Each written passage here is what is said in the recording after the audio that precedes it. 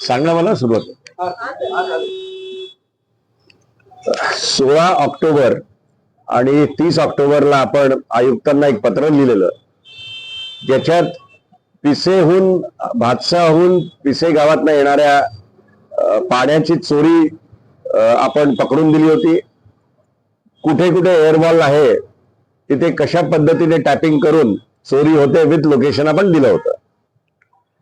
आमची अपेक्षा होती की गुन्हे दाखल होतील, पण त्यावेळेस गुन्हे दाखल झाले नाही. अधिकारी आमच्याकडे आले, त्यांनी सांगितलं की साहेब तुम्ही ज्या काही कंप्लेंट केल्या होत्या त्या रास्त होत्या, आम्ही इलिगल कनेक्शन्स तोडलेली आहेत. हा झाला एक भाग. याच्यानंतर आपल्या सगळ्यांना माहिती आहे की मागच्या महिन्यात 15 दिवस ठाणे महानगरपालिकेत पाणी नव्हतं. टँकर माफिया रोज रास फिरत होते. महानगर गॅसचं काम चालू असताना आपली वाहिनी फुटली होती.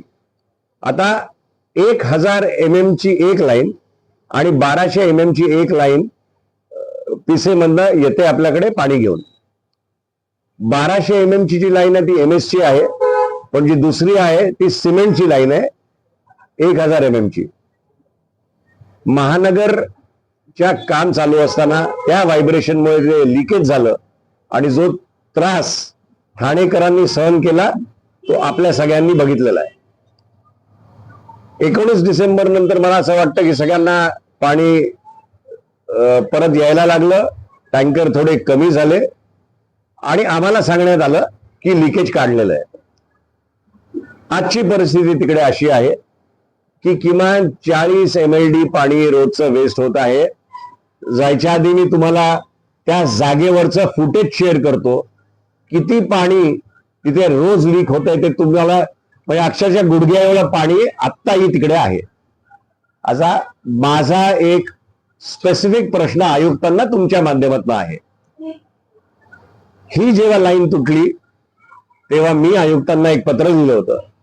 त्याच्यात मी 2-3 विषय त्यांच्यासमोर मांडले होते की महानगर गॅसच्या कॉन्ट्रॅक्टरवर गुन्हा का दाखल करत नाही आणि ही जी हानी या पाण्याची झालेली आहे या गळतीमुळे त्याचा दंड त्यांच्याकडनं का वसूल केला जात नाही. जेवढं MLD पाणी त्या 10-12 दिवसात नष्ट झालं त्याची जर किंमत बघायला गेली तर ती 7-8 कोटी रुपये होते. माझी मागणी आयुक्तांकडे होती की ती गळती जी झाली त्याची जबाबदारी त्या महानगर गॅसच्या ठेकेदारावर टाकावी, त्याच्यावर गुन्हा करण्यात यावा आणि हे जे पैसे होते ते त्याच्याकडनं वसूल करण्यात आले. ते तर झालं नाहीच, पण आता परत गळती झालेली आहे. तुम्ही लोकेशनवर उद्या जाऊ शकता. मी तुम्हाला ते आज फुटेज पण सगळ्यांबरोबर शेअर करतो जे जागेवर आजची परिस्थिती आहे. माझा प्रश्न आयुक्तांना आहे की ठाणेकरांनी या लोकांच्या चुकांचे पैसे का भरायचे? ठाणेकरांनी हा त्रास का सहन करायचा? का मुद्दामून हे होतंय टँकर माफियाला मदत करण्यासाठी? हे माझ्या मनात प्रश्न आहेत. पहिल्या दिवसापासून मी आयुक्तांना सांगतोय, त्यांच्या डिपार्टमेंट हेड्सला सांगतोय की तुम्ही शोकॉज नोटीस दिल्यात का? तर ओरली ते मला सांगतात की आम्ही खालच्या लोकांना शोकॉज नोटीस दिल्यात.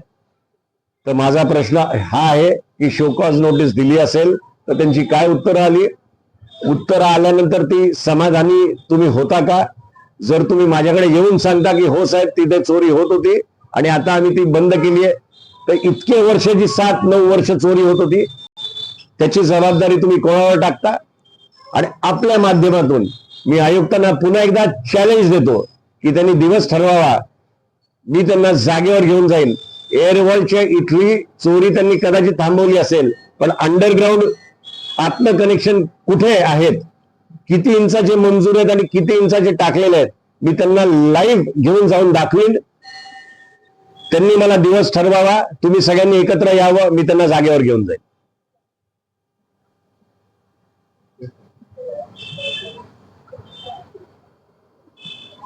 एवढा उशीर का लागतो गुन्हा दाखल करायला?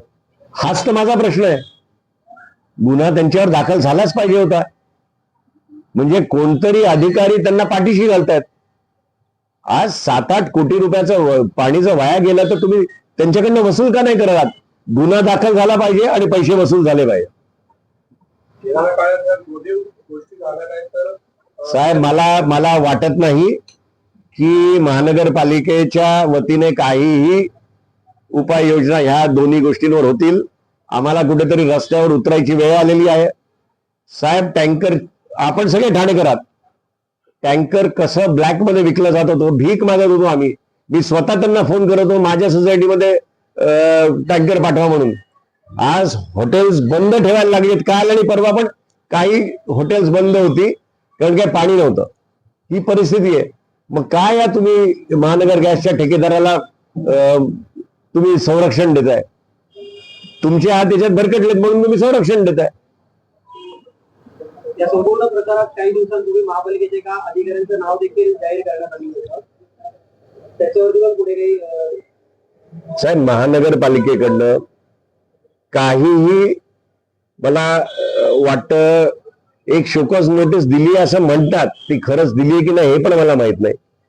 त्यांच्यावर कुठलीही कारवाई झाली नाही म्हणून तर ही वेळ आलेली आहे.